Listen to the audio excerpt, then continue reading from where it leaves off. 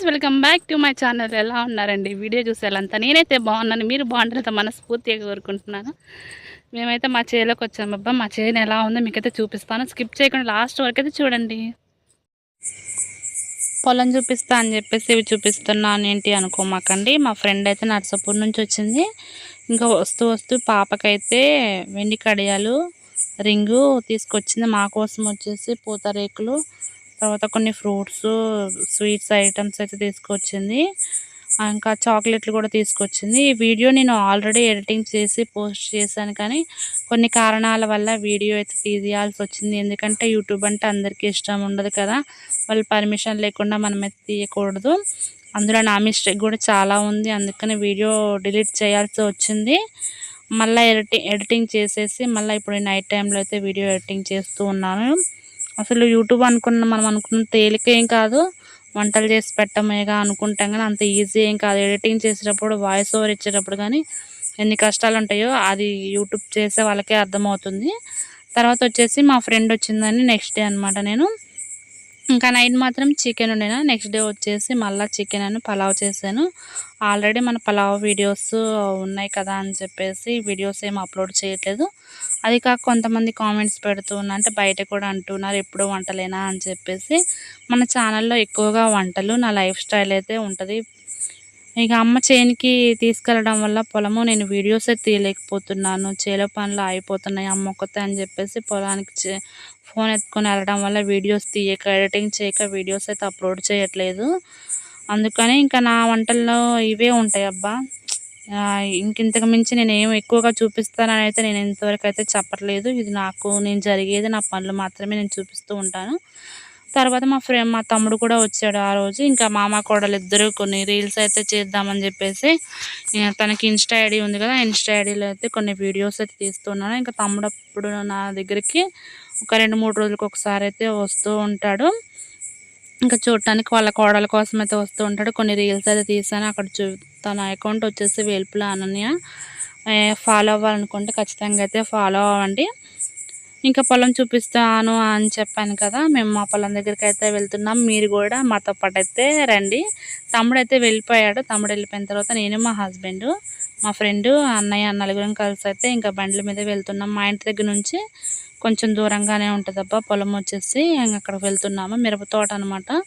3 ఎకరాలు అయితే వేసాము. సొంతదేం కాదు, కౌలుకు తీసుకున్నాము. కౌలుకు తీసుకొని పొలం అయితే వేసాము. ఇంకా 2 ఇయర్స్ నుంచి అయితే మేము వేస్తూ ఉంటున్నాము ఇలా పొలం అయితే. ఇంకా నేను చిన్న పాప ఉండటం వల్ల నేను పొలానికి అయితే వెళ్ళట్లేదు.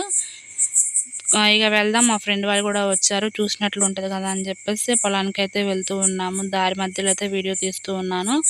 ఇంకా పల్లెటూరులో అయితే ఇవే కదా ఉంటుంది. మా దగ్గర వచ్చేసి ఎక్కువగా మిర్చి తర్వాత పత్తి అయితే ఎక్కువగా వేస్తూ ఉంటారు. ఇదే మా దగ్గర ఎక్కువ పండే పంటలు అనమాట. ఇంకా మేము మా ఫ్రెండ్ అయితే కొన్ని మాట్లాడుకుంటున్నాను. నేను కరెక్ట్గా వచ్చేసి 1 ఇయర్ ఇదే రోజున వచ్చినా అని చెప్పేసి మా ఫ్రెండ్తో చెప్తూ ఉన్నాను. ఇంకా మా ఫ్రెండ్ కూడా చాలా ఇంట్రెస్ట్గా ఉంది, ఎందుకంటే వాళ్ళ ఊర్లో వచ్చేసి ఎక్కువగా వరి పంటలు, కొబ్బరి చెట్లు అవే ఉంటాయంట. ఇలాంటి పంటలు తక్కువగా ఉంటాయని చెప్పైతే చెప్తూ ఉంది. ఇంకా తను కూడా ఇంట్రెస్ట్గా చూస్తూ ఉందన్నమాట. పత్తి చేలు వర్షాల కారణంగా పత్తులు అయితే చాలా వాటికైతే కొట్టుకుపోయి చాలా ఇబ్బంది అయితే పడుతున్నారు. కొంచెం ఇది పర్వాలేదు అనుకుంటున్నాను. మా చేనుకి వెళ్ళే దారిలో అనమాట ఇది వచ్చేసి. మా ఫ్రెండ్ కొంచెం పత్తి తీసుకుంటాను అబ్బా అని చెప్పి తీస్తూ ఉంది. మిరప తోటలోకి అయితే వెళ్ళాము. ఇంకా చాలా కష్టపడుతూనే ఉన్నారు రైతులు అనేది. కష్టాన్ని తప్పదు కదా, వ్యవసాయం చేసుకునే వాళ్ళకి ఇది తప్పదు. ఎందుకంటే భూమిని నమ్ముకొని ఉంటారు కాబట్టి ఆ భూమి తగ్గ ప్రతిఫలం ఇస్తుందని అయితే ఆశపడుతూ ఉంటారు. ఇంకొచ్చేసి మా ఫ్రెండ్ మాకు ఫ్రెండ్ అంటే, మేము హైదరాబాద్లో జాబ్ చేసినప్పుడు మేము ఫ్రెండ్స్ అయ్యాము. మిగతా ఫ్రెండ్స్ కూడా ఉన్నారు, వాళ్ళు వస్తారు. వచ్చినప్పుడు ఖచ్చితంగా అయితే వీడియో తీస్తాను. మేము ఒకసారి హైదరాబాద్ వెళ్ళినప్పుడు మా ఫ్రెండ్స్ కలిసిన అని చెప్పేసి వీడియో తీశాను కదా, అందులో ఈమె కూడా ఒక ఆమె అనమాట. ఇంకా మా దగ్గరికి అయితే వచ్చింది చూడడానికి, చాలా రోజులు అవుతుంది కదా అని చెప్పేసి. ఇంకా మిరప తోటను కూడా చూస్తూ ఉన్నాను. మళ్ళీ ఇంటికి వెళ్ళిన తర్వాత కూడా అమ్మకు కూడా చూపించాలి, మళ్ళీ ఇలా ఉందని చెప్పేసి అయితే వీడియో తీస్తున్నాను. కొంచెం పర్వాలేదబ్బా, మందులు అయితే వేయాలి. ఫైనాన్షియల్ ప్రాబ్లమ్స్ అనేవి ఇక ఉంటూనే ఉంటాయి కదా, తప్పదు ఇలాంటివి అనేది.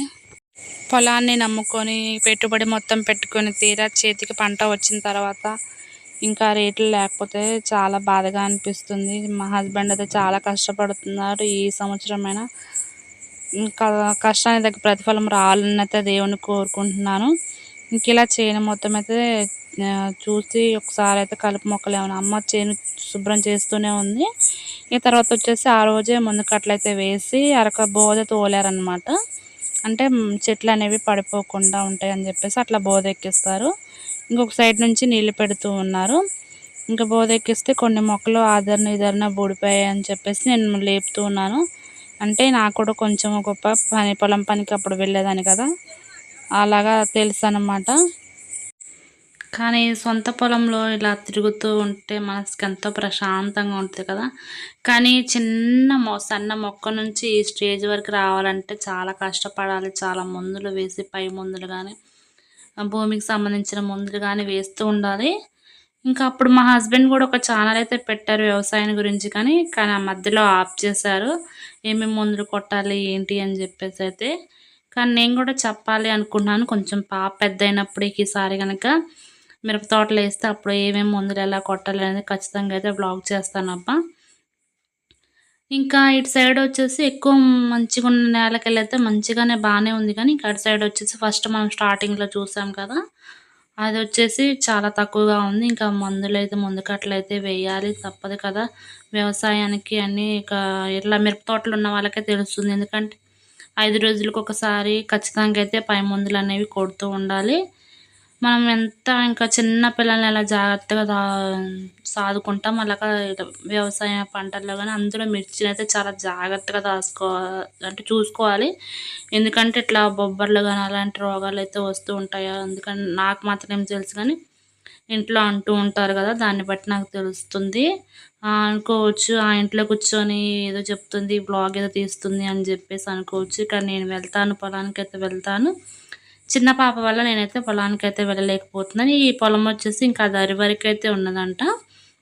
నేను అంతవరకే అనుకుంటున్నాను. లేదు ఇంకా అటు సైడ్ కూడా మందే అని చెప్తూ ఉంటే ఇంకొంచెం ముందుకు వెళ్దాం పదా అని చెప్పేసి చూస్తున్నాను. కానీ అప్పటికే ఇంకా చీకటి పడుతుంది. పాప ఏడుస్తామని మళ్ళీ అదొకటి టెన్షన్ అయితే ఉంది. అమ్మ ఉందిలే, కానీ ఇంకేందంటే చీకటి పడితే మళ్ళీ చికాకు చేసుకుంటారేమని చెప్పేసి ఇంకా తొందరగా అయితే రావాల్సి వచ్చింది. ఈసారి వెళ్ళినప్పుడు కానీ మిర్చి పండినప్పుడు కానీ ఖచ్చితంగా అయితే ఇంకా వ్లాగ్ అయితే తీస్తానబ్బా. ఇంకా మన వీడియోస్ ఎలాంటివి కావాలో ఖచ్చితంగా అయితే కామెంట్ చేయండి. మీ కామెంట్కి అయితే ఖచ్చితంగా అయితే నేను రిప్లై ఇవ్వడానికి అయితే ట్రై చేస్తాను. అంటే మీరేం కావాలనుకుంటున్నారో వీడియోస్ ఖచ్చితంగా అయితే చేస్తాను.